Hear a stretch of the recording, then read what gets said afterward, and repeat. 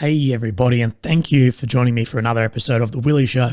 You might notice we're on a new YouTube channel. I'm trying to separate, all the other crap I do and my podcast, so there's no collusion between it all, and I just get lost in the big world of social media. So we're on the new Willy Show YouTube page, and I hope this works all right. So let me know if it's not. Firstly, I'd like to thank you for joining me on this episode, Mark Visser, a professional Australian big wave surfer and all-around awesome Aussie bloke. We primarily talked about fear and resilience, and I think a lot of young men struggle with that. I know I particularly have and still do with stuff.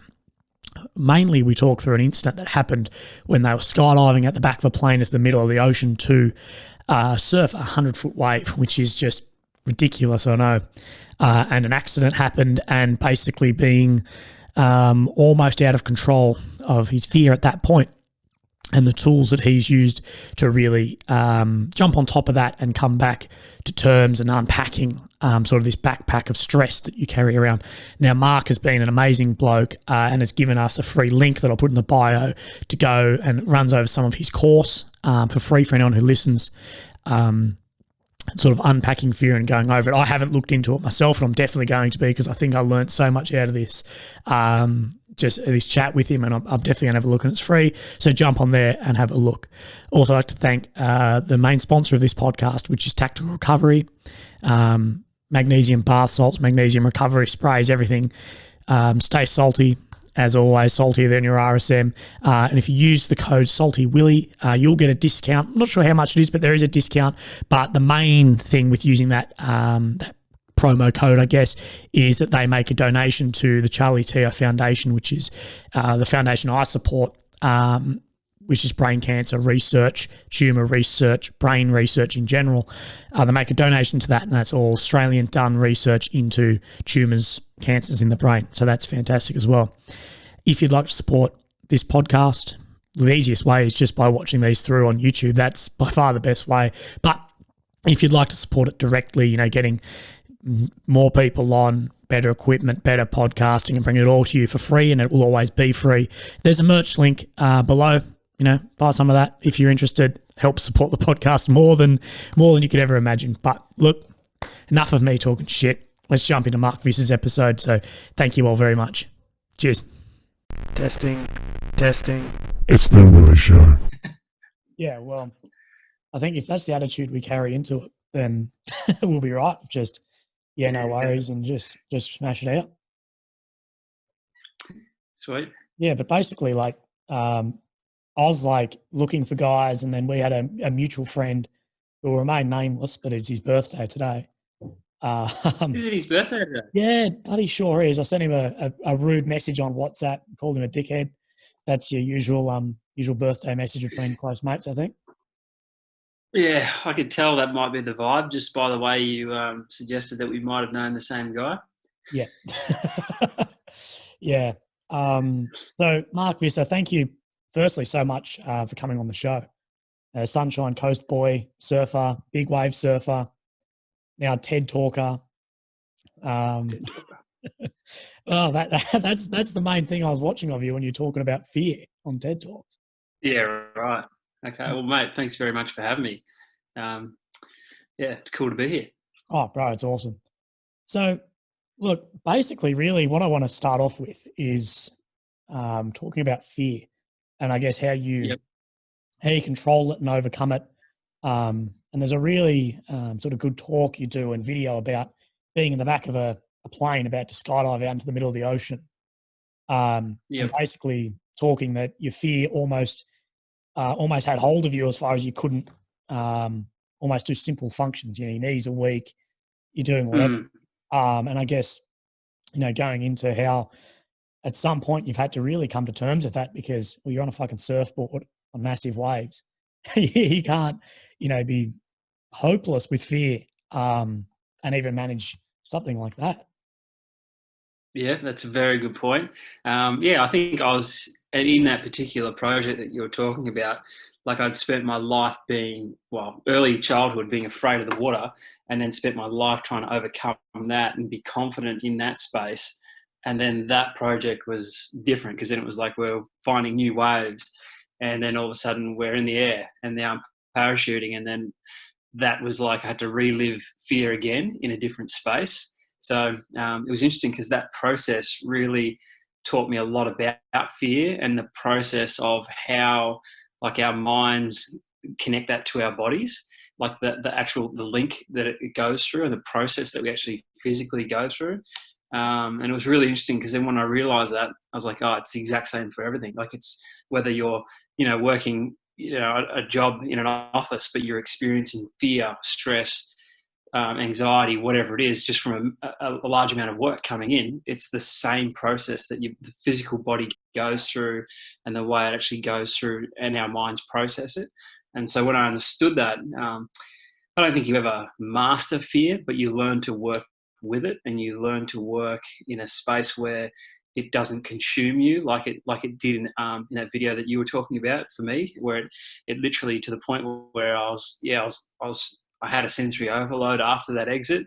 But what I learned too was that actually wasn't from that fearful experience. It was from the stress, the build up, and all the shit that was going on for me prior to even getting in the plane. And that was the cool thing, because I learned that fear in a moment, like in an actual moment, can be resolved. But if you've got so much excess baggage of shit stored in your backpack of life, whatever way you want to call it, you can only process so much. So on that particular exit, the static line snapped when the jet ski was going out first, and that the cable nearly took my head off.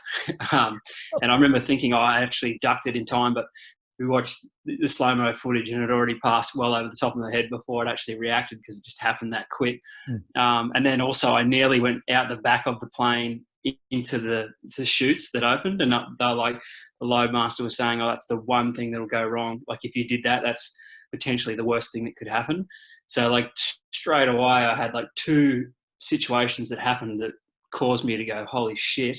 And then when I exited the plane, my risers were locked on. I was just stuck in a hard looping turn. And my brain basically just had a semi-meltdown. Kind of basically was like, enough is enough at that point, because it all happened in about 30 seconds. But when I look back on it, I don't think the sensory overload was from actually being in those fearful situations, because I'd trained for that. Like when you do a lot of skydiving, you obviously remember, well, if the lines get stuck, you just clear your lines, and it's simple-ish process. The other two things, I'd even prepared for those if that had happened, or what could have happened in that and what to do around it. But what I wasn't aware of at the time was how I was storing so much fear or stress in the process to that. And then that's probably one of the biggest things I look at now in the training aspect. Like, where am I overloading myself before I even go into things? And you see it with professional footballers or whatever. They'll have a lot of off-field shit going on, and then all of a sudden they have a random injury, where it's kind of like those kind of things happen when you're not paying attention or looking after yourself in that mental capacity side of things. Yeah. That's fucking hectic. And I guess it's, stress of everything else going on. You only need one little thing and that really tips you over the edge. That's right. I've had that effect in my own life with, like, I know since I was diagnosed, although I don't feel like I've got any more stress day to day, little things will set me off. Yeah, right. And I talked openly about, like, normally, I'd say I'm normally pretty good with stress. And then since diagnosed, little things can set me off. And like maybe a month back, I was like trying to tie my tie and fucked it up and ended up just like losing my mind because it's like I didn't have much of a buffer zone of stress before I go into that just sensory overload and I'm just done. It's a really weird thing when you feel you're going into that overload.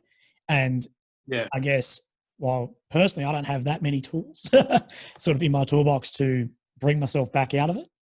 But I guess, and I'll sort of get your point of view on this, do you think it's exposure to those events, the more and more like training a muscle that you get used to dealing with that? Yep, I'm going into a bit of an overload. This is what I'm doing. And the more and more you do it, the more and more that boundary gets pushed for you. Yes, I think that is true. So like, for example, in the big wave side of things, you paddle out on a a 50-foot day and you're scared, and then the next day or the next time you paddle out on that 50-foot day, you're still scared, but not as bad. So the level of anxiety, because stress and fear comes from, well, I guess it really comes from the unknown when you don't know everything. So new experiences is new things that are coming to you. So your senses and everything they don't know how to explain it. But I think the other part of that, like it is a muscle to expand it and put yourself in that situation over and over till you become comfortable, is one side of it. But the other part, which I referred to earlier, which is, I guess, that mind to the physical body connection has become more important, to the sense where literally you can have a thought and you're not actually experiencing something. You're sitting at home, whatever, and that thought can trigger an emotion which can totally affect how your physical body responds. Like literally can shut down organs, can shut down certain things, can increase the heart rate, can speed up the way you're breathing, can make that really shallow, and that's based on a thought. Nothing has actually happened. And then so it can flip around the other way. So when you understand that, you're like, shit. So the times that I get pissed off about stuff that's not real, or I get, as in what I mean by that is like, oh, this could happen. And then people lose their shit over something that could happen. So we'll call that not real because it actually hasn't happened yet. And so in stressful situations, sometimes a situation might be 10 seconds ahead, like, oh, this is coming. And then someone has a meltdown 10 seconds before it's actually come. So like in like an analogy of that would be a big wave's coming and you've got to get calm to get ready to go under it, whereas someone else might be like shitting their pants and having a meltdown before it's actually come, and by the time it hits them, they're fucked because they've just blown all their oxygen, they've increased their heart rate, they've done all the things that in that moment in time doesn't help them stay calm. So, and it could be, there's so many different, scenarios of different workplaces where that exact scenario is so crucial.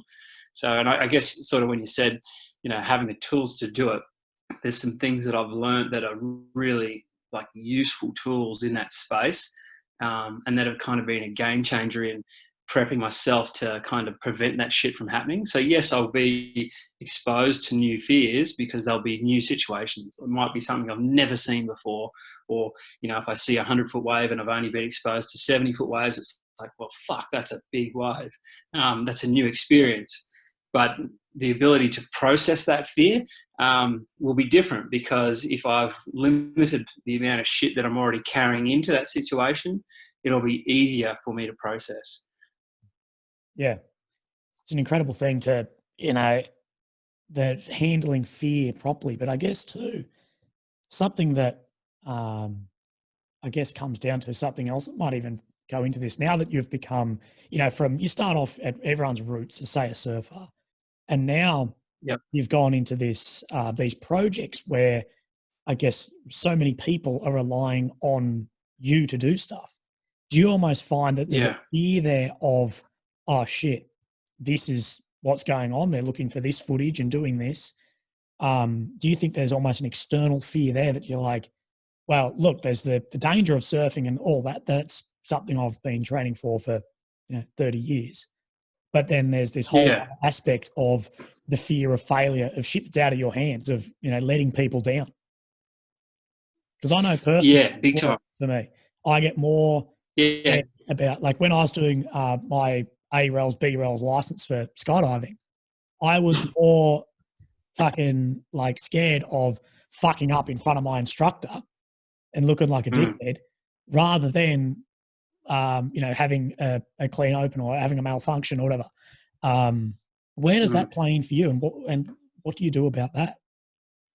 Fear of failure for me is and was the biggest limiting factor in my life. The thing that held me back the most was the fear of failure. So, and that's, like you said, like the fear of not even being able to achieve something that you wanted to do was the thing that literally cripples everyone in their process of trying to be the best version of yourself. And that was by far the biggest thing that had stopped me for so long. And I think when, like, so that same process that I was talking about earlier of how to kind of minimize that stress, and I guess I probably didn't get to it, but there are certain breathing techniques that I'll use that help do that. And we can go through that in a second. But to answer your question, how I dealt with the fear of failure was I looked at myself for who I am, and it was like it was time to be real. It was time to actually, like, yes, I have great intentions and great goals and great things that I want to achieve, but it was time to go, well, where am I now? Where am I now? What have I done at this point? What do I want to do? All right, let's look at it. And what happens if I don't do it? Am I not worth caring about? Like, so self-love is a big thing, you know, like, am I not worth loving anymore as a person, or even to care about myself? So when I understood that, I was like, shit, like, I would literally, I'd be so harsh on myself that if I hadn't done the things that I wanted to do or wanted to achieve, I'd almost treat myself as if I wasn't worth, you know, accepting as a person, like not accepting myself. And when I could see that for what it is, I was like, that's fucking bullshit. Like, as if one wave is going to determine my self-worth, or as if one goal or one achievement is going to make me a lovable person or someone that is worth living in this world. And I was like, you know, that's where I could kind of see it for what it was, and realize that I was so shallow in a sense, because I was so fixated on outcomes and goals to determine whether I'm worth accepting. And then I was like, no, that's bullshit. To me, what is worth accepting is, am I a good person? You know, do I do the things that I think matter as a good person? Am I, you know, good to my friends and family? You know, those kind of things. So I started to really look at my core values and what they were. And then I got to the point where, before I'd achieved or wanted to achieve something, I'd already decided that I've won, because I wasn't going to let external things and decide whether that makes me worth living or not. Because I'd put so much pressure, to the point where, you know, I could be at a party when I was younger with my mates, and I'd come back from a surfing contest, and one of my mates go, "How'd you go?" And I went, "Shit house." And I'd literally nearly bawl in tears, because I was that pissed off that I just want to go well. And it would just piss me off. And then it was just like, what I'm doing is I'm putting all my eggs of life in this basket of needing to be accepted by myself, which I wasn't doing. And I was just like, you know what, fuck that. Like, as if that's going to determine how I feel, as if I'm going to wake up every day feeling like shit because I haven't done this or done that. And I'm like, does that really matter? And then when I could see it for what it was, all that weight went away. The really cool thing about that was, when I was able to just accept me for me, regardless of whatever other external bullshit I put on myself, those things that I wanted started to come in easier, and they started to happen easier, because I wasn't so fearful of it not happening. So the fear of failure was something that just crushed me for a long time. And it wasn't until I learnt to be okay with being me in the first place that it allowed everything else to actually happen. And I could move into things without that weight on my shoulder. So yeah, that's a huge thing. And what age are you talking about, like, that you really started, you know, gripping with this? If I was going to be brutally honest, 28. Mm. So I think it was, it was either around that age. It could have been a little bit later. It might have even been, it could have been 30. Might have been. It was around that age. It was actually just after I'd completed this project called Night Rider. And the reason I was actually wanting to do that, so the Night Rider project is, there's a wave in Hawaii called Piahi, which is known as Jaws. It's a pretty, it's one of the world's biggest waves, and I wanted to surf it at night. And the reason I wanted to do it, and if I was to be honest and get straight to the point, was because I didn't accept myself. I didn't think I was worthy, and I didn't think that I really had proved to myself that I wasn't afraid. And I felt like if I could ride one of the world's heaviest waves at night, then I could prove to myself that I'm not afraid anymore. And that stemmed from a childhood experience where I nearly drowned. I lived in country Victoria. I was eating a peach and I dropped it in a sheep's trough, went in after it. And my brother pulled me out by my hair before I drowned. So that experience shaped that. And then throughout all my teens into my early 20s, I was just so pissed off at myself, thinking that I'd go and surf big wave spots and I'd surfed them all, but I was still questioning, am I worthy? You know, that same, like we talked about. And that project drove me to the point to do something pretty crazy and semi-stupid, but it also gave me the ability to see what a dickhead I was to think that I have to do this to now accept myself. And then when I'd done that, I went, oh, the weight of the world's off my shoulders. I've finally done it. Now I can accept myself. But it went full circle, and I went, what a flog. I can't believe I had to nearly kill myself to accept myself in the process. Yeah. So that was really cool because, you know, I feel like I can help a lot of people. One, stop them from doing stupid shit. And two, see the step before that, you know, you don't have to go to that length. You can actually, you know, care for yourself, love yourself in that process before any of that happens. And then, you know, as soon as that sort of comes in, that really then puts you in a position where you can do all sorts of things that you probably never thought you could do. Yeah, I was talking about how, like, I literally went to the point of nearly killing myself to actually accept myself. And then I realized, well, fuck, that's pretty stupid. I don't actually have to do that. And then I was just saying, I think it's beneficial because I can help a lot of people in the process and prevent them from doing stupid shit too. Yeah. And I guess that comes into the catastrophic thinking that a lot of people have. And I know I do that as well, especially when I was like a young soldier. It would be something fucking silly, like some gate you need to pass, whatever at work. And it would be, you'd put so much weight on it. Like, if I don't pass this shoot, my whole existence is fucking worthless. Yeah. And you put too much emphasis on one thing. And of course, fuck, if you fail one thing, it's not going to really matter. And I guess a lot of young men particularly do risk-taking behavior to, I guess, find that point of which, you know, acceptance. But I guess you'll never, if you just keep doing it, you'll never actually really find it until, you know, you look yourself and think, oh, actually, I am all right. I'm not that fucking useless. That Project Knight Rider, I've seen the footage of that. It's bloody incredible. To surf jaws at night with like a head torch on. It was a backpack torch, but yeah, similar. Yep. That's just mental, man. And I guess that stems into learning from that. And now you teach people, I guess, acceptance. How did that come out of that? Do you think, well, I've grasped this to the degree of now I can help others with it?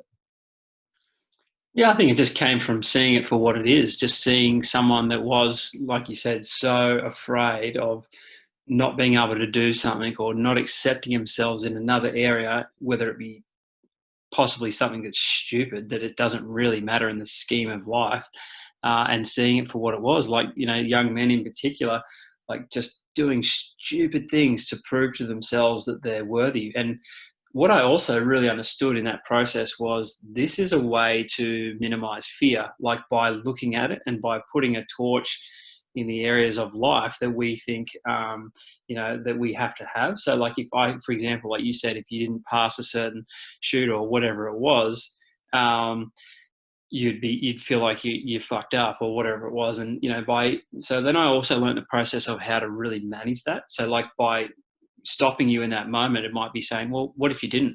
What if you didn't? Like, you know, what's going to happen there? What are the hazards, or what are the things in life that will happen if you don't pass that? And then you see it for what it is. So it's kind of like allowing yourself to have a reality check. And then you might say, oh, well, everyone will think I'm a dickhead, or this, or this, or this. And okay, who's everyone? Who's that? Oh, this guy. Okay, so what does their opinions matter? You know, like, oh, well, this person's this. Okay, so when you start to break everything down, you actually start to see it for what it is, you know, and you actually start to go, actually, that's bullshit. I'm just making all this crap up. And if it isn't, even going to that person and saying, hey, I'm working on something like this, and if I don't achieve this, is my soul not worth loving? You know, like blow it out of proportion. And, you know, like literally to the point where only an absolute fucking idiot would have to go, no, it's not worth it, you know, like, or whatever. But what I'm getting at is that kind of stuff and that kind of attitude minimizes fear really quick. And it also breaks down the process of, okay, well, if I don't, it's not the end of the world. But it also allows you to see what you're doing and how to do it and how to do it without fear. And the coolest thing about that is 9 times out of 10, you actually always end up getting every single thing that you wanted to do anyway, because you're in a state where you're free. You're actually operating in a technical state, which they refer to as transient hypofrontality, where you're in a state where there's no time, it doesn't exist. You're just present in that moment, and you're free. You're like a free spirit that can do everything without all the excess baggage. So when you can do that, that's the coolest thing, and that's the thing that we're all searching for, to live each moment of our lives in that moment. And I think that's a big thing in life, that maybe that's the test we've all got to be able to pass. I don't know, but it seems like when that happens, it's the happiest state. It's when you're in the most amount of joy, and it just feels great. So why not just do that all the time? Yeah, fucking oath. And if you can tap into getting into that state, that's something that a lot of people, I think, and especially I do as well, struggling to get into that state of just presence, that, what happened yesterday and what you're going to do tomorrow doesn't matter, that, all that matters is like right here and right now. And it's funny, when you're truly in that state, you don't actually realize it. And then you come out of it and think, holy fuck, I was just living at that point. Yeah. And it's something that I know personally, I try and tap into more and more and more as I can. And those stressful and fearful experiences I've put myself through, or I've been put into, have helped me more and more find that. Because it gives something that's relative to it. But I still think fear has a massive, for me, fear can play a very positive thing in life too, because it makes sure I do things correctly. And I do things because of course, the fear of failure, I guess although you can harness it, if that didn't exist, then you wouldn't care if you did a shit job as well. Yeah, you're not accountable. Yeah. And I think I need to be careful sometimes as well of actually staying accountable for what I do. And I guess accountability, the more sort of I've gone through life, and I'm still a very young bloke, that the more accountability I take for things, actually the easier those become. That if I fail this, it's on me. It's not on anyone else. And no one else should think I'm a dickhead but myself. Even then, I'd be pulling it back a step further and going, well, do you need to really feel like a dickhead? And when, like, do you really, is it really that necessary? Yeah. And then, but when you look at it that deeply, and don't get me wrong, I don't ever, like, I'm always searching for and wanting the absolute best. Like, if I'm saying to you, oh, well, it doesn't matter, you're not a dickhead, it doesn't mean I'm saying, oh, forget about it, don't put in the effort, let it go. I'm actually flipping it around the other way, going, okay, well, let's let go of it now so we can operate in a state of, courageousness versus fearlessness, because there's a bit of a difference there, I believe. And then be able to operate where we can calmly articulate what we want to do and do it at our absolute best, and give ourselves the absolute best chance of success. Because doing something, in a fearful state, isn't actually going to help you. It's okay to be afraid, but doing it thinking, oh, well, these other parameters around it, versus just the fact that it could be loss of life, those kind of things, where you need to actually be switched on and be like, by being accountable across every level, whether it be fear of failure or fear of loss of life, it just makes you way more aware of the total situation. It makes you plan and prepare for it on a much higher scale, and it makes you super ready, like so ready for what's happening, to give yourself the best chance to succeed. Really, it's really comes down to that, I think.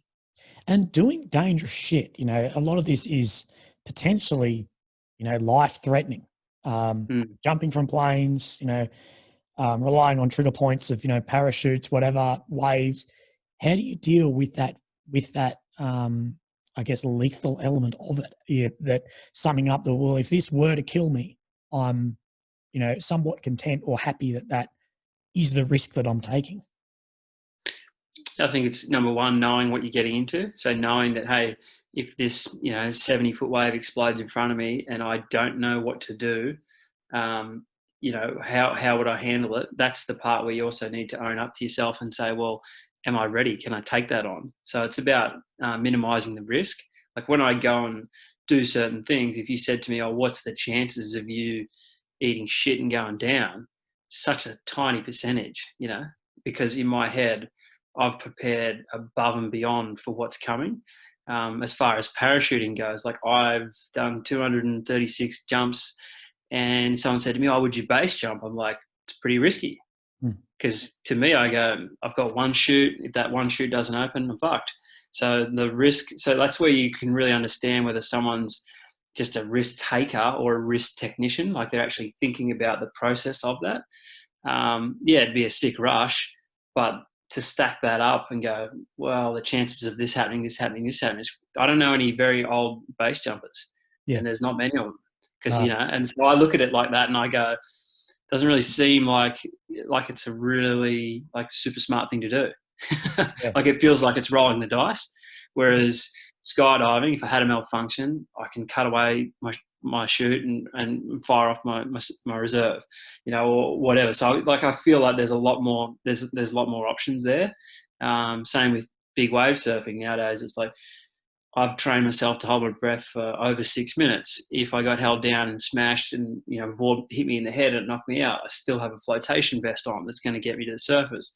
I know that I've prepared with a guy that's in the channel on a jet ski that's done all the CPR training that's also there to help me. So if you go through all the little bits of risk, you're like, well, I've minimized every single part down as much as I can. But then if you said to me, oh, would you just jump off this bridge for fun? I'd go, it's kind of a dick move because it's, so Yeah. you can really understand it for what it is there. And I think that's probably the way I look at things. Yeah, it's one of those really calculated risks you're taking where someone from the outside, like myself, that I grew up in Warrnambool, Victoria, on a bit of a surf coast there, but was never much in the water. Although we all did surf ed class at school, but mainly because it was fucking better than everything else. Only stood up like fucking 3 times. But from the outside looking in, it's this guy's getting towed in or paddling into a 70-foot wave. That's fucking crazy. But what you don't see is the behind the scenes of, yes, well, but we've prepared all of this, I've been surfing for years. I've done all this external training. It's calculated. Same as skydiving. I originally got into skydiving with not the intention to ever skydive. It was to base jump. That's the only reason I wanted to do it. Was that was it. And then on one of my last jumps on my B fucking rails, I had a low speed malfunction, and was like, that would have killed me on a real jump, like it's on a base jump. If I was next to a building and I had a low speed mal and the canopy just turned me into the building, I'd be killed. And that went like, well, no, maybe not, because there is a calculation. Of course, everything has an unknown. Driving to work is unknown, but we calculate the risk. Where I think something like base jumping or whatever has so many risks that you are so far out of your control. That can just happen. It's the same with when I was doing a lot of my scuba diving as well. And I did my cavern course, which was the preemptive to cave. And just the reliance on shit, not people. So it's the reliance on gear, not other people around you. I'm like, doesn't matter how good you are or how good that bloke is. If you have a regulator go free flow in a cave, you can die. Fuck that. I think I was in that as a young man. It was all about risk taking, not about learning about myself. Because like I got into skydiving when I got home from Afghanistan, because I think I needed something to give myself a thrill. Yeah, that's probably a large part of why I keep doing it now. You're right. When there's no big waves, I do it for the same thing, just to keep the adrenaline alive. And I remember my parents, because I got home and we're a bit cashed up, and I was doing my skydiving, and I wanted to buy a super sport motorbike as well. And I remember talking to my parents, and they're like, we will pay for all your skydiving shit if you don't buy a motorbike, because there's if you jump out of a plane, the risks, it may seem a lot more dangerous, but it's you and your gear. Most people are killed on a motorbike from another random driver or, a poorly designed road. Statistically, not that dangerous jumping out of a plane, not really at all. Although on the surface it does look very risky. That sort of risk-taking behaviour is a big one, and that with the chance of death, I think, comes into it as well. I heard you talking about how a lot of it stems, I guess, from you've got sort of one life and one opportunity to make something of it. Yeah. So yeah, I can relate to that very well with making stuff of it. But of course, I think that must go into your fear as well of, well, if this does fucking close out on me, that's it. Yeah. And like my attitude now is from experiences. Like I won't say I was always the calculated smart kid. Like I've done a lot of stupid shit, and it's from these experiences that I've learned to go, okay, pull your head in. And it's not fun, being injured for ages. It's not fun, and then you kind of get a grasp on it. So it's kind of like, and like I said, you pay attention to people that are doing similar things, and how many of those people that do that kind of stuff are still around, or whatever. And then when you can see it for what it is, you go, right, okay, well then you realize how safe it is or how safe it isn't. Yeah. Yeah, it's a funny one, risk and calculating it. Especially as young men, I think it's always just I want to go bigger or faster or whatever. And then especially if someone starts, I guess, paying you for it, it's like, oh fuck. Yeah. Even worse. Yeah. That's like me with sponsors and all that kind of stuff for sure. And you're trying to, and you're surfing, like, when you're going out there, you're just trying to get the biggest wave you can. And then it merges into the fact that, well, I wanted to, and then now I actually need to because I had to do that because this sponsor needs that shot or this. And then the part of why you're there in the first place can sometimes get lost. Whereas, now it's really different because you can just see it for what it is. Like, and a lot of the time I'll go, oh, I don't feel right today, or I just feel like I'm off. So I'm a lot smarter about it in that sense. Whereas, previously you're just like, oh, whatever it takes, and you do stupid shit all the time. Yeah, but do you think becoming now a grounded name in the community, that that pressure's come off a bit, but on your rise, I guess it was, fuck, I may actually need to take this risk, because I need to stand out in a way. That's a really good point, and I reckon you are doing things like that to a degree.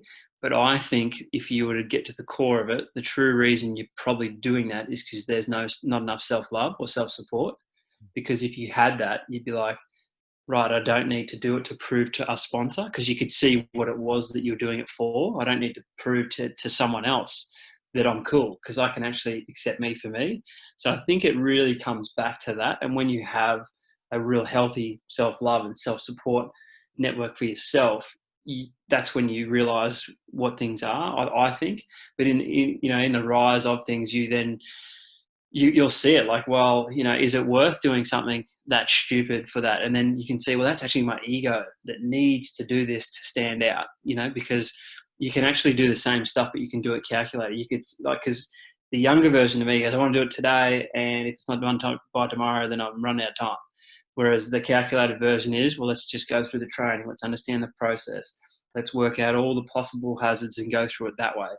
You might be able to do it, but it could take about a year, so that the other one's just in a hurry to go nowhere, so to speak, like, and that's the ego just wanting to do it, thinking that, well, I'm not going to be cool, or I won't be heard, or I won't be seen if I don't do all this sort of stuff. So that's where I really started to learn all these different things. And so what I started doing too is making like segments of what was going on to help other people in that process to realize, I was like, what's actually cooler here, instead of trying to get the photo or the footage for whatever sponsor that needs it. But I could actually, what I really always wanted to do is I really wanted to inspire people to follow their own passions, because I truly felt like the underdog in my space. Like, I was thinking, to be good at big wave surfing, you got to be from Hawaii, you got to live in a spot where you're being brought up by big wave guys, or just a life of the ocean. And I had none of that, like, so to speak. I didn't really even learn to swim properly till I was 10. And and even right through to my early 20s, I was still shitting myself in situations that I probably shouldn't have been. But I had that, so that desire to kind of keep pushing through for the ego reasons. But when I see it like that, I'm like, well, this is a good life lesson that I can use to help people on another scale, not just for my own chest banging experience. Yeah, I guess taking the experiences you've learned in the surf back into everyday life. And I was watching some, I guess, people talking about some courses I've done with you, that taking it into, lessons that you've learned on a big wave into, a meeting or into the workplace, because, there are plenty of people that would be more likely to paddle into a 60-foot wave than rather stand up in front of 100 people and talk. Yeah. And I guess that is in the calculated risk. It's like, well, some of it, especially, I'm not one who can relate to public speaking nervousness, but it tends to be there's people who would rather die than do it. Yeah. And it's a really cool thing that you can take experiences, I guess, learned in the ocean through, fuck ups and, and bad luck and whatever, and then actually help people in, in a business sense in their job. Yeah, big time. Yeah, it really came down to, like, what I would do is I'd come back from somewhere where something went pear-shaped, and I'd bring in select coaches to create a safe environment, but try and recreate that experience, like, in a controlled environment like a swimming pool, and then try and recreate what happened. But along the way, be able to press pause and go, okay, so what's actually going on here? Where could I actually get out of this? Or how could I prevent my heart rate from being so high? Or how could I, where's the escape hatches, so to speak? And then let's look at it from multiple different angles. Let's get different perspectives at this moment in time. And then, kept going through those things that, like, they're 1 in a million chances of happening again, but understanding how to deal with it, and then learning, this is not just for water people. This is for all other people as well. Like, and to give you an example, like I was talking about earlier, where I got on that plane and I was saying, like, my backpack of shit was so heavily loaded that when all that stuff went wrong, it was like, that's what caused my brain to fry down. But when I realized, it was like, there's daily exercises that you can do to minimize those kinds of stress, and then there's simple things like literally breathing through your nose for, say, 5 minutes. Breathing through your nose activates all 5 lobes in your lungs. I always thought we only had 2. But when I started to go into this, I realized, we've actually got 5. And if you breathe through your nose, that activates all 5 lobes. It warms the air, it filters it, and pushes it deeper down into a section that you can't access through your mouth. It triggers a different response in your brain called the parasympathetic response versus the fight or flight. It activates a different section of your brain, the cognitive thinking part of your brain. It drops your brain wave activity down really, really quick, and your heart rate down really, really quick. So I started experimenting before I was, like, walking on stage as a keynote speaker. I was nervous, and I'd look out and there might be like 1,000 people in the crowd. I'm like, shit, this is, like, for me, I was like, this is intimidating. And then I just sat there and I nose breathed for 5 minutes, and I was like super calm. And I was like, I'd done all this stuff where I was hooked up to monitors to watch it actually happen and see the difference. And even people that speak a lot, like if they're even radio presenters or whatever, if they're always in and out their mouth, they're actually activating the sympathetic or fight or flight response. And that's super draining on their system. Like, it drains the shit out of you because they're actually in that fight or flight response without even knowing it. So it was really cool to understand that and then be able to relate that back to people. But that breathing technique I was saying that I would do prior to getting on the plane now was, like, by doing that breathing every day, what it would do is calm the brain activity right down, but it would allow me to see what else is going on? What am I stressed about? Like, I could actually see, okay, I'm a bit frustrated about, these media guys that are hounding us about this filming project where we're jumping out of the plane, and I'm taking on all their stress. So if I was emotionally intelligent enough to have done this sort of stuff and been aware of what was going on, I would have been able to address those things. Like, I would have been able to say, yeah, that's draining the shit out of me. Hey guys, by the way, my job is just to jump out of the plane and surf. I don't need to deal with this media crap. Are you okay with, Pete, Bill, Barry, or whatever dealing with that? And straight away it would have been like, yeah, of course, that's his role. And then I'd be like, unload that crap. But it's simple things. Like, all of us might be like, you could be at work one day and think, oh crap, I forgot to take out the bins. I forgot to do this. And they're just little bits of shit that you store in your backpack. And then at the end, the virtual backpack, and then at the end of the day, you go home and you're cooked, but you don't know why. But it's like all these little things that just are weighing on you, whereas they can be relieved, or you can kind of see them for what they are by doing simple breath practices that allow you just to stay calm enough to shut down the noise and just, oh yeah, cool. By the way, I've got to do this today. Oh yeah, I'll do that. Or like there's a lot of techniques that we do around also people like say they're professional athletes or business people, whatever, that they'll do before they walk into the office or before they walk into training to try and minimize all the stress and the noise that they've got going on, make a list of what it is that they need to do, and then they can go into training or go into the office and be the best version of themselves, and know that whatever other bullshit had to be taken care of is already written down, and they'll deal with that, when they finish work. And then on the flip side of that, when they're about to walk into their house, go through that same breathing pattern, and then whatever's going on in their head, if they're still thinking about work, make the notes of what that is, and then walk into the house and be a present father, be a present husband, partner, mate, whatever it is in your little world, but actually be able to relax and unwind versus being at home still thinking of work, or then being at work still thinking of home, bringing those two worlds together. And when we were able to sort of see that and create that shift, the feedback from that was like amazing. And that's the type of thing where people just get burnt out. And it's really what it is emotional intelligence, being smart enough to be aware of what's actually going on.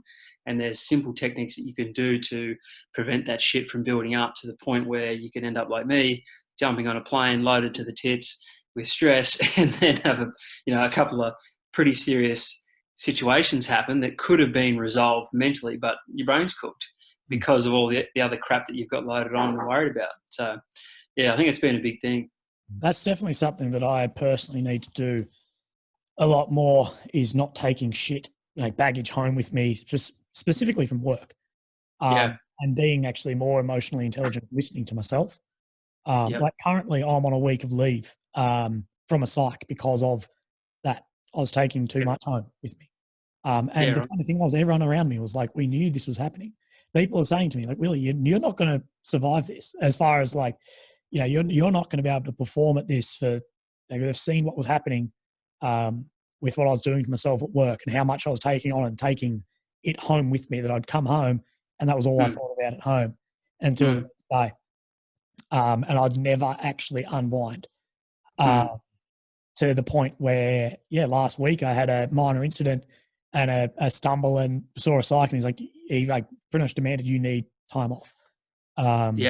And so other than this, this week I'm completely off social media because I run a small Instagram, but it's very draining on myself because a lot of it is pretty intense shit. So I've 20,000 followers, but a massive majority of them are people that suffer with cancer or have a loved one or PTSD with defense. It's pretty heavy shit. And I'm a pretty compassionate person, especially since I was diagnosed. I became almost ultra compassionate. And I was taking on a lot of it over the last couple of months, and work really picked up for me. And then it was like, the inability to sort of separate my home life to work life, and eventually too much. And I was like, talking to some friends, I need to just have no social media. Like I went out running this morning and went to the gym, and I was like, fuck, this is nice not having to put like a story on Instagram to validate that I actually fucking do shit or to take a photo of my fucking breakfast. Like this is so fucking nice. And it's something that I need to work on myself, is actually separating it. And I guess I'm one of I sort of just burn out and then recover rather than actually just live better. That's what all of us do. And I was the same. Yeah. You just keep going. And then normally, what can happen is the body is a barometer of that. You can get crook because you do it too much. You like an athlete, all of a sudden the leg blows out or the arm blows out, or there's just a random injury that you can't explain. That's, in a way, that's just life saying, hey man, slow down. Like slow down and pay attention to what's going on here, or you're going to cook yourself. Yeah. Yeah. Well, it was me not slowing down is the reason I even found my tumor in the first place. I had some stress because I just got home from the Middle East and some other stuff going on. And every time I'm stressed, and I've picked up on this now, my shoulders hurt. Like my traps hurt. That it's just maybe it's like a weird injury I've got there or something. Mm. But it was causing me these headaches. But all I knew was, all the only symptom I had was a bit of sore shoulder and a bad headache, to the point where I ended up, getting an MRI, finding the tumor, and the neurosurgeon being like, Willy, this tumor it wouldn't give you a headache like this. It wouldn't. It's not in that area of the brain. And I went and got some dry needling and a massage on my traps. They released a bit, and then headaches went. And that stress ended up actually finding my tumor, but it presents every time. And in my shoulders. And I know now, I guess one of the things I've become in touch with is every time my shoulders start hurting me, I'm getting fucking stressed out. Yeah, cool. That's awesome. And It's really cool that you're becoming aware of that, because that's the cool thing is now you're able to help other people be aware of it. And like you said, you're a compassionate guy and you want to help everyone, but at the same time, you're not helping yourself.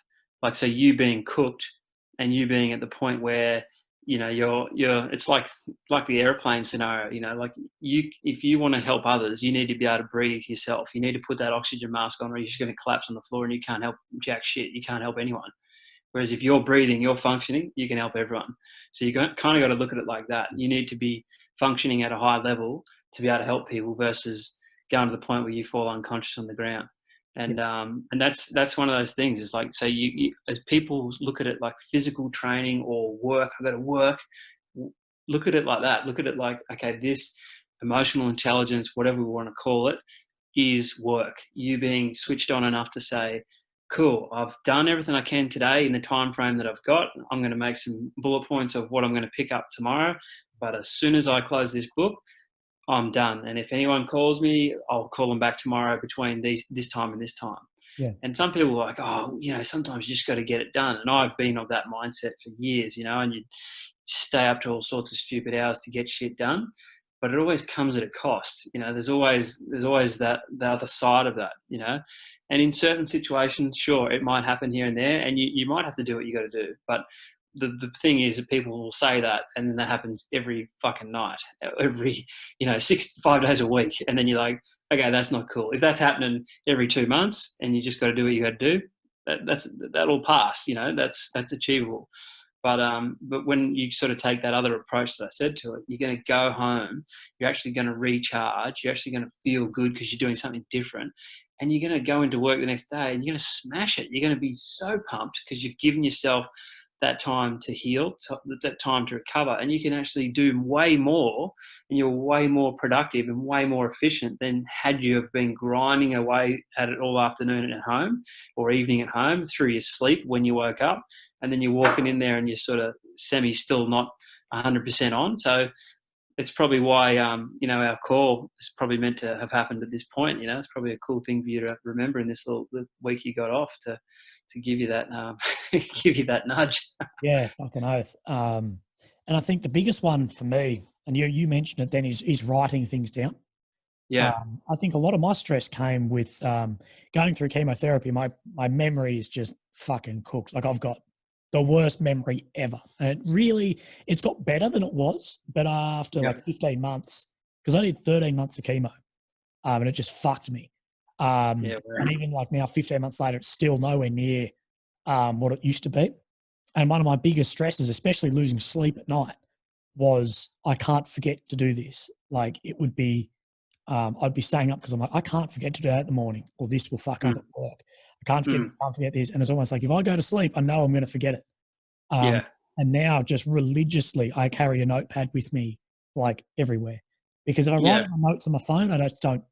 It's not the same. I don't find typing something in. It doesn't really trigger it and go depth into your mind. But if I write it physically down, I will either check it or it will more engrave in my mind. And especially at night, having a notebook there, if I come up with an idea for whatever, to actually write it down, so I know it's actually there, and it gives me some peace to be able to then sleep or get on with it. Yeah, pick it up the next day. Yeah, I just think it's handy, from that level of saying, well, yep, cool, I've thought of that, and now that's down somewhere that that won't be lost. That will be taken care of. So that's the part for me personally that makes me go, I know everything's okay. So that minimises my stress of because I always want to be the best, Mm. and I want to be the best in whatever business thing I'm doing, whatever. And so to think that I might forget something would actually piss me off. So how do I minimize that stress? Is by making sure that I've put a process in place to get on top of it, to make sure it will happen at some point. Yeah. And that's the thing. I think it helps a lot of people, and but also the biggest thing is experiencing joy. By being, like in a lot of the training stuff that I do for people, like you understand that actually smiling releases serotonin, dopamine, endorphins to your brain naturally. It's like a natural morphine.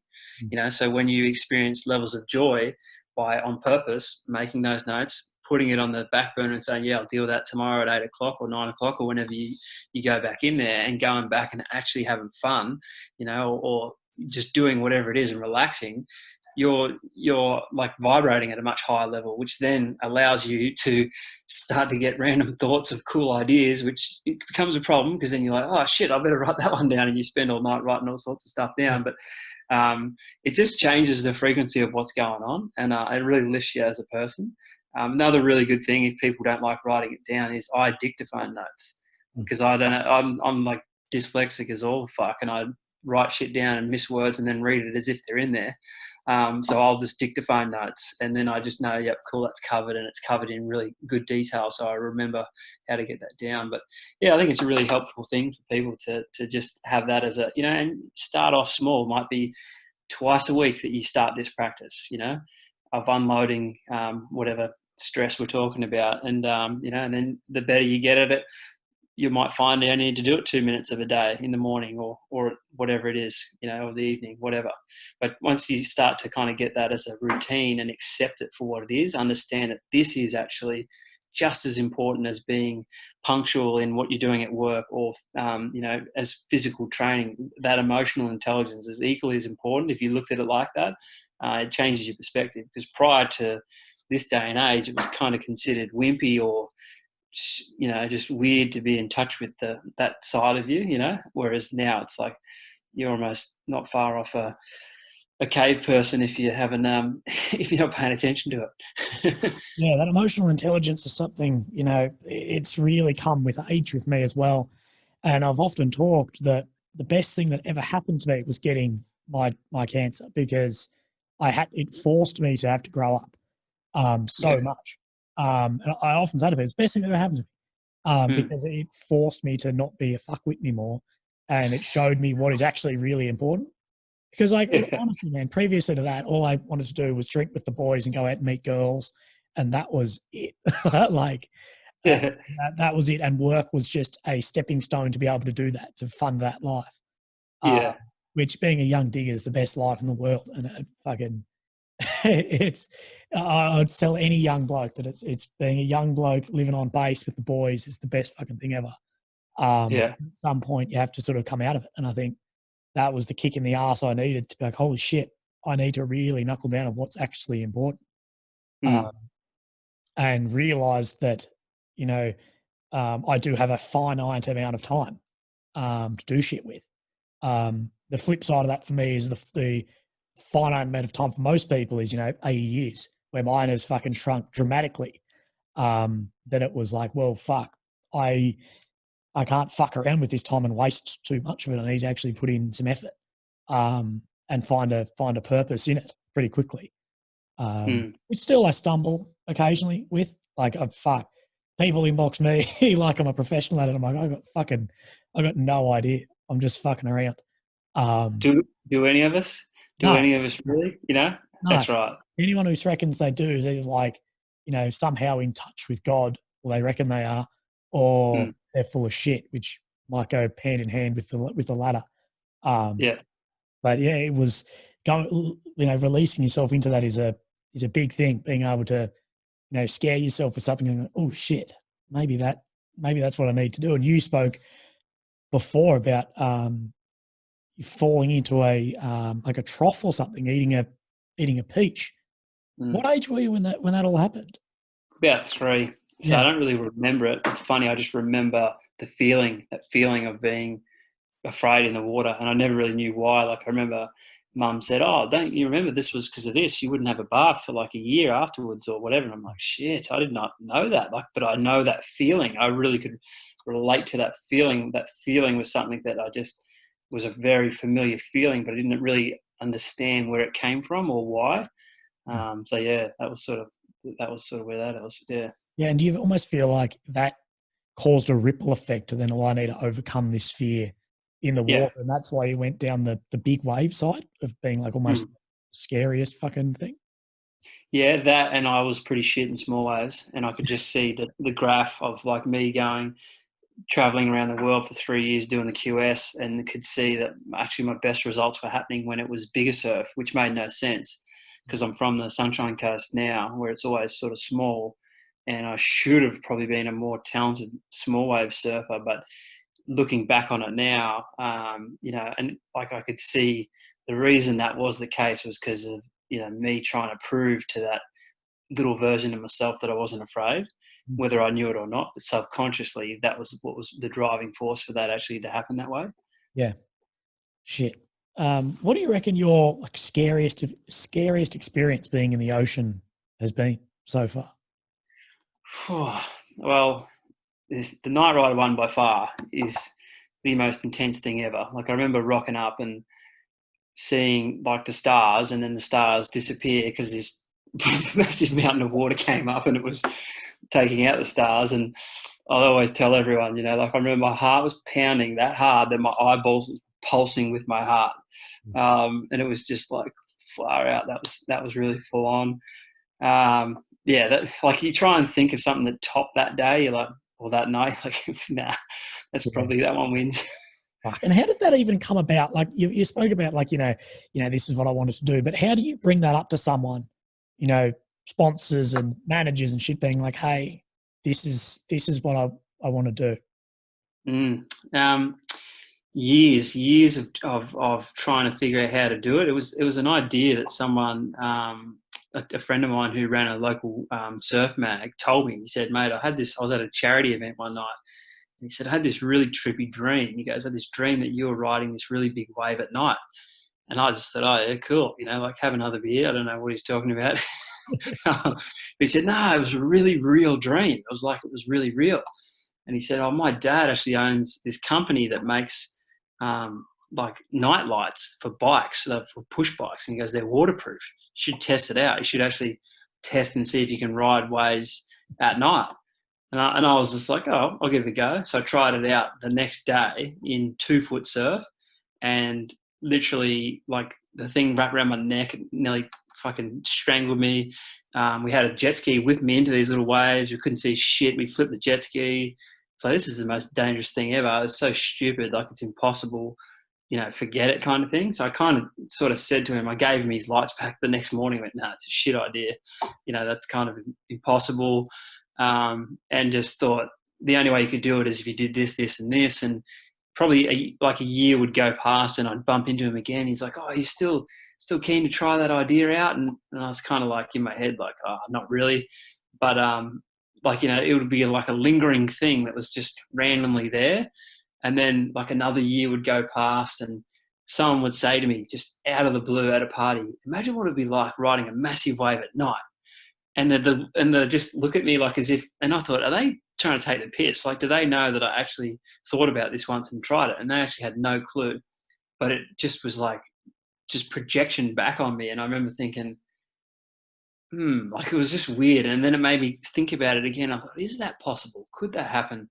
And then it was like sometime after someone said to me, like we were talking about goals and something that you'd want to achieve, and something that would push you as an individual to prove without a shadow of doubt, like what would that be that you could really prove to yourself, that you could do something. And then for me, that was a trigger. It was like, wow, I wanted to prove to myself that I wasn't afraid anymore. Even though I'd surf big waves, I was like, I want to prove that without a shadow of doubt, no matter what, I could do something that could prove that. And then the friend that I was talking to was like, "Well, what would that be?" And I was like, this bloody Night Rider project, And he's like, "What's that?" And I was like, "Well, it's the stupidest thing ever." But, like it was like the only thing that I could think of that was so kind of like psycho that would prove that, that would make me accept that process. So then he sort of helped me at the time. He's like, well, you have to map it out. You have to kind of understand it. So he sort of gave me an idea of what to do. Then a year later, I'd bumped into someone else that said, no, you need to actually understand this way more detailed. You need to write a business plan of what you're going to do. And I'm like, fuck, a business plan. I'm like, I'm a surfer. I don't need to do this shit. Like, why would I need to write a fucking business plan? And then I was like, all right, whatever. And I went into detail of the stages, the steps, everything that would have to be done. I literally drew cartoon sketches like a vision board or like a storyboard of each stage that would happen. I had them all mapped out all over the floor. Like this would happen and this would happen and this would happen. And I could really clearly see it. And then it made me become aware of what I actually really needed. So then it was working with light engineers and all sorts of people. And it was 4 years of trying to figure that out on my own. But then what I identified in my business plan was I needed a team. I needed to work with, people that would actually help me. And I didn't want to take sponsorship money from a particular company that I wasn't passionate about. So I said initially, I want to do it to prove to people that they can do whatever they want to do. And they said, that sounds like a wishy-washy bullshit idea. Like as if everyone wants to inspire people, like your idea is kind of like weak and fluffy, And I was like, well, that's actually what I want to do. Yeah. But they're like, well, you need to do it because, you drink this drink and that makes you tough as nails or whatever. And I'm like, yeah, but I don't really drink. So it's contradicting what I actually do, Yeah. So the opportunities for sponsors were limited because I was a pain in the ass to the production guys because I wasn't willing to kind of go with things that didn't suit me. And then so what I did was I got in touch with private investors that were making a media house, and they were sort of wanting to create a management company. And for them, they were like, "Oh, this is actually what we need." So I think, to be fair, how it came about was being really clear in a sense of what I really wanted and how I was going to do it. So that business plan really helped that come to fruition. And that was like 74 pages. I thought it was going to be a 2-page document and I was done. And then I was just probed on it. Like a fucking lantern. Yeah, here I go. I'm out there, But it was becoming really clear on the details that helped. And then from there, then it changed my vision to actually see what I needed. And then I was open to being aware of what that is. And then, once I'd sort of recruited the right team, and had all the things in place, it happened within 6 months. So it was like 4 years of grinding it out, trying to do it solo, and then realizing, well, if you work with a team and work with the right people, that's when the things can really start to happen. I guess that also comes down though to, you spoke a lot earlier on about the intelligence to actually calculate it and, okay, this is how we do it to do it properly. Where maybe as a younger man, you wouldn't have gone through, that years of actually getting it into fruition. You would have been like, nah, we'll go out there with this and have a fucking light and you'll kill yourself. Like, no, well, to do it properly and actually to slow yourself down. Because I'm like that still. I come up with an idea and it's like, this needs to be done tomorrow. Like I need to do this now.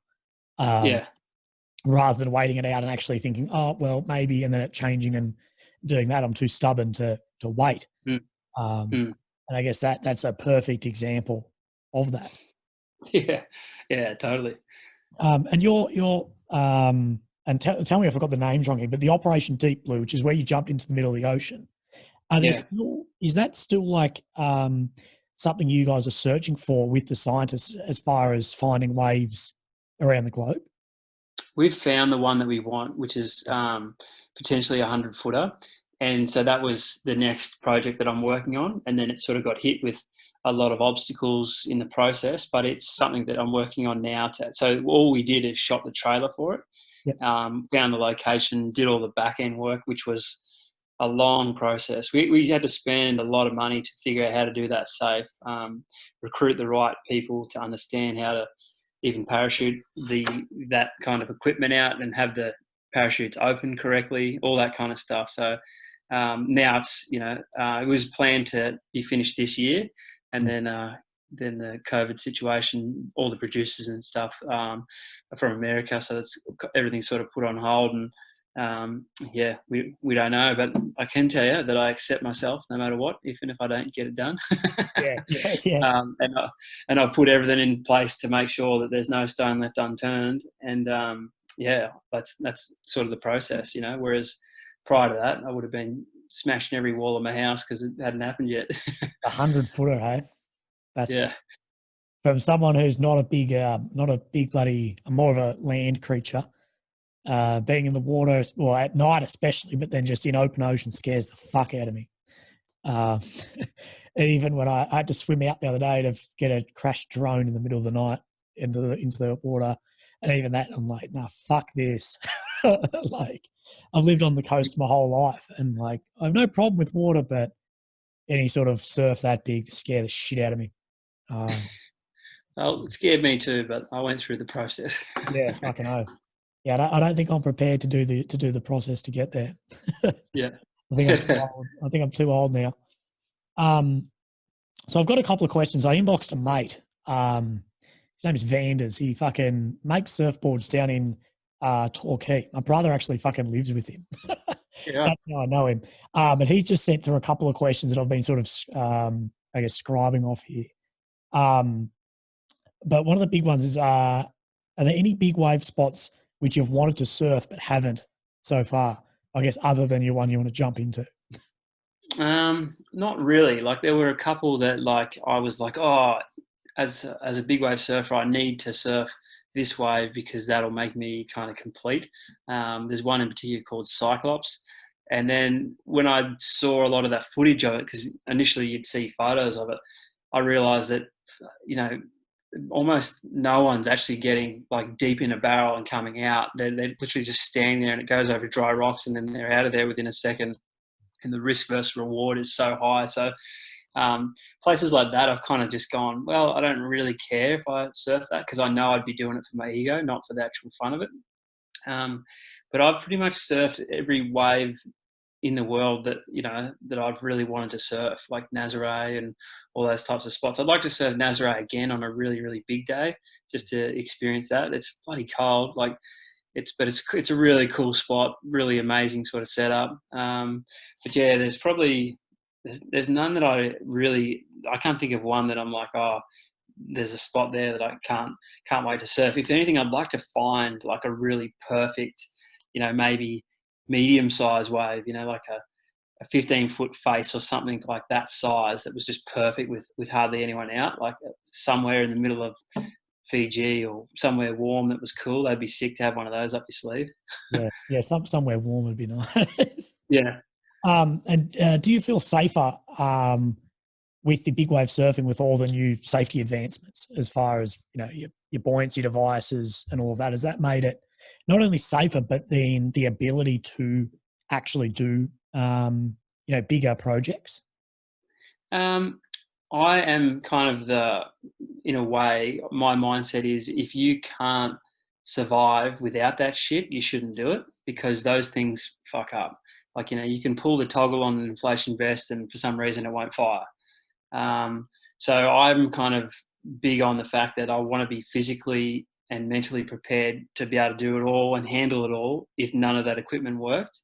It makes it safer for a lot of other people for sure. That can now go into situations that would have been a total write-off. But it would absolutely make my situation safer because I probably don't have to put myself under as much stress. But I'm pretty solid on the fact that I'm comfortable in the work that I've done and the work that I put in to know that if none of that stuff worked, I'm still okay. So it doesn't really change because, inflation vests weren't around. Like they only just started coming out when I was working on this project. Buoyancy vests, yes, they were there. And without them, like would I go in there without it and not knowing I don't have a vest? I would because I know that I can do it. But now that they're available, would I not wear it? I'd be like, no, that's just an idiot, you know? So yeah, for sure, it makes it safer. But that included with the knowledge and the training, like putting in the work, that's what makes me feel really confident. Yeah. And what do you find more, I guess, scary? The shallow or deep big waves, his example is Pipeline versus Jaws. Yeah, well, shallow spots like Pipe or Chopu in Tahiti, if you hit the bottom on them, you're gonna get cut up. That's just how it is. Whereas Jaws, there are parts that you can hit the bottom, but it's normally a bit deeper, and some of those out to sea bombies are really deep. So the risk you have there is blowing your eardrums out, getting pushed down so deep that your eardrums just blow out, versus hitting the deck and just coming up with reef straight into your elbow bones and things like that. Um, equally is for me, because I'm really good at the breath hold stuff. The deeper stuff is easier because that's my space. And when you hit the bottom, it hurts. So, but yeah, like either way, it's going to hurt either way. But they're both good waves, and if you're surfing, those sort of spots on a good day, chances are you're going to make the wave and hopefully stay safe. I fucking bet. Fuck that. That amount of like weight of water coming down on top of you. Just it's something you can sign me out of. But the breath hold stuff, that's something that interests me, that you're able to go from, I'm not even sure what a regular person would be, 30 seconds maybe, and expand that out to 6 minutes. How do you even go about like the beginnings of that? Well, yeah, it's pretty much like you said. You're starting off at about 30 seconds, and then you're learning about your body and the science of what's happening to it, and understanding the process of actually what's going on physically, and then learning to be calm or calm down certain muscles that burn more oxygen. And 6 minutes isn't really a big time. So the world record holders for a natural breath, and what I mean by natural breath is there are guys that breathe in like pure oxygen before it and then hold their breath, which is kind of stupid because, well, for a water person, it is, because you'd never rock up to a wave and have a tank that you're breathing on and quickly chuck it and then go down. So you want to learn how to do whatever you can naturally. But I think they're up at like a 10-minute mark. So, but what I learned for myself was the 6-minute mark, although it sounds impressive, it was really only beneficial for my ego, and talking shit at the pub just to sound cool. Because once I realised what really counted, and that was being able to hold your breath and move. So hold your breath and move 25 meters, then stop, and then wait, then move. That's actually way more beneficial than sitting still on calm water and just holding your breath for a long time. So holding your breath with high heart rates, holding your breath and moving, is far more impressive for me and realistic for what I actually do. Yeah, I guess it's functionality. It's not just a Yeah, fucking show off. You that's right. actually be able to get yourself out of a situation. I think that links into the question about the safety equipment. It's all beneficial, but you need to be able to get yourself in and out of trouble. Well, if you're going to get yourself in it, you need to be able to get yourself out of it. Whether that's fitness or strength or fucking your breath hold. No. Yeah. Because I'll never forget. Too, yeah. Yeah, I'll never forget too, like having a breath hold of 6 minutes and then going to Jaws thinking, I'm really going to be comfortable this year because I've got this 6-minute breath hold, and then just getting worked and going, fuck, I need to be able to hold my breath for 12 minutes then, because 6 minutes wasn't cutting it. But then I realised there was more to it. There was more to holding the breath, and that's where I was like, it's about how much oxygen I'm burning and what muscles are burning that oxygen and which ones burn it faster. That was the game changer. And that's when I realized, this other stuff's just for my ego. And there's a big part of that relaxing. Like say, you go under somewhere like Jaws, and once you sort of, you almost self-talk like, yeah, look, I am all right. This is what I need to do. Because I know from a diving background, if you start panicking, you're going to chew through air like unbelievably quickly. Yeah, big time. You're 100% right. That's exactly right. And it's about knowing the process of what's going on. You're not thinking about holding your breath ever when you're underwater. In those situations, you're thinking about, can I relax this even more? Can I switch this off? What's happening? Where am I moving to? Oh, this is good. Like there's a whole process that's going on there. Yeah. Yeah. And that's just, I guess a lot of that stems from time in the water and your prior training as well. Have you seen, there's a Netflix doco called Last Breath or One Last Breath about, fuck man, I won't give it away, but he's a saturation diver, down a couple hundred meters on the diving bells. Yeah. And basically, his when you said about getting soaked in oxygen, reminded me of it. Where his like umbilical cord, what supplies air, got cut, and then he goes onto the bailout tank, which is only like a 5 liter tank, but of just pure oxygen. And him, like pitch black, like 200 meters down, just ended up like lying on the bottom, thinking, well, my body will get soaked in oxygen. That I need to relax as much as I can and see if I'll actually survive it, rather than trying, because he was like, well, the best I can't save myself from this because I've got the big steel brass helmet on and whatever. But I need to relax and let someone come and save me, and just relax lying on the bottom. No way. So he couldn't try and come up. Well, he came back. He got back to the diving bell, like back to what they were working on, because these are commercial divers, hundreds of meters deep, working on pipelines. Yeah. And they go down in the bell and just jump off the bell, walk to whatever they're working on, and then walk back to the bell a couple of hours later. And the bell is attached to the boat, like 200 meters above them. And the boat shifted and cut, like the umbilical got caught and broke off. And he found his way to the bell and just thought, fuck, I've just got to lie here and just conserve as much oxygen as I can while they come back to me. If you haven't seen, I think it's called Last Breath. Is it Last Breath or One Last Breath? It will fucking change your life on thinking like about relaxing in something like that, because that's just fucked. Pitch black, freezing cold water.